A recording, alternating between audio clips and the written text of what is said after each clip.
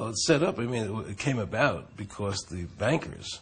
This has been a fight throughout history. I mean, Andrew Jackson fought the fight. Thomas Jefferson fought the fight. You know, the bankers have always wanted to control the country because they're very clever and very smart people. And they knew that if they could ever get the government to give them the right to issue the money, they would control the government. They would control the laws of the nation. That's why even today, you look at the immigration laws. You look what's happening with immigration in America. Why is it happening?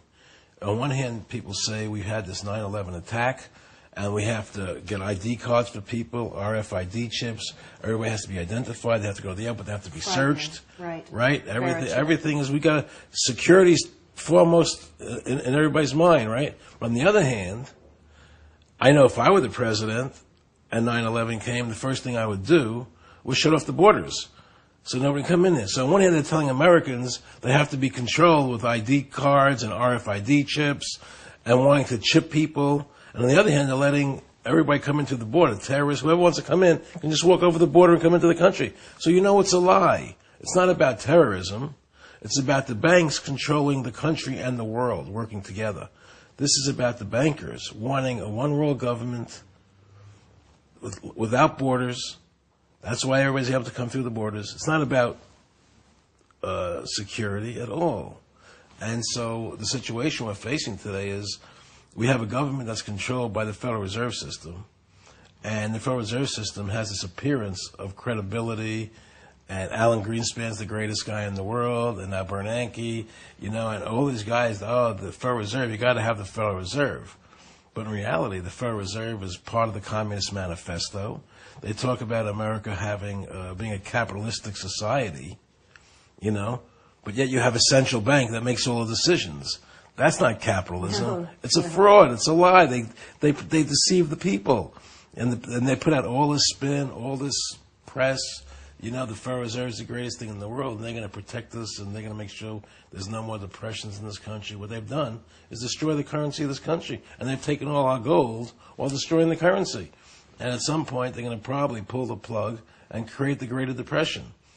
You know. And we're talking about the silent hand behind the powers that we see on the news. Yes, totally. There's no question that the bankers control, whether it's George Bush or Hillary Clinton or whoever it is. Doesn't matter, Democrat or Republican. It's irrelevant. You know, that's why, like Michael Moore's movie, even though I enjoyed his movie and I respected what he did as a filmmaker, I thought he did a very good job with that movie, even though I didn't agree with everything he said. Mm-hmm. You know, I thought just as a filmmaker, a pure filmmaker, he did a good job. He got his points across. But on the other hand, what he did do was play into what the powers that be want him to play into. How so? He played into it because it was Democrat versus Republican. Keeping it more local than it really is, smaller. No. Keeping it polarized. Polarized, right. Not smaller, not bigger, keeping it polarized. Red state versus blue state. Liberal versus conservative. Democrat versus Republican. Yes. Michael Moore played into the system and what the people want to happen. They want people looking at Democrats and Republicans and fighting over that. Mm-hmm. Red states and blue states, mm-hmm. but not looking at the Federal Reserve as the real answer. So they hide behind that. It's like the Wizard of Oz, the guy behind the curtain. The guy behind the curtain. And the guy behind the curtain is the Federal Reserve. Well, it's not even the Federal Reserve so much as the people behind the Federal Reserve. They use the Federal Reserve as a tool so they can control things. Most of the industrialized West, it doesn't matter. It's all central banks controlling the governments. And the central banks make secret agreements with each other. So the real question is, there's so much debt in this country, they've got to keep things afloat. Mm-hmm. So they have to keep printing tons and trillions and trillions of dollars. And it's getting so massive, they don't want to let us know how much they're printing. Right. And we have no way to measure how fast we're going to lose the purchasing power of our money. And then on the other hand, if they choose to stop printing money, they can cause the biggest depression that ever happened in this country, in the world. And it's all in these guys' power. I don't want to give them that power. Right. And it's unconstitutional. It's wrong. Thomas Jefferson, James Madison, the founders of this country, fought against having a central bank. Right. It was one of the main objects that they fought against. Mm-hmm. And so we have this central bank controlling us and controlling the laws of the nation.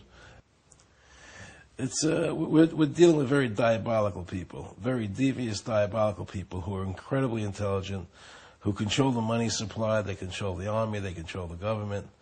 And it's very hard to stop them. And the way to stop them, in my view, and it could be done, even though we're very close to it, to losing this game. Yeah, the point of no return. Yeah, we're very close to that. But the way to do it is to shut down the Federal Reserve System, to have all Americans, while we still have a chance.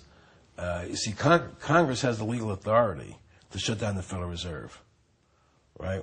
But if they don't have the courage to do it, well, because how do we? Well, because if we massively protest it and tell every politician, you know, that you have to listen to the will of the people, not the will of the Federal Reserve bankers, and we're going to vote you out of office unless you sign an affidavit saying you're going to shut down the Federal Reserve System.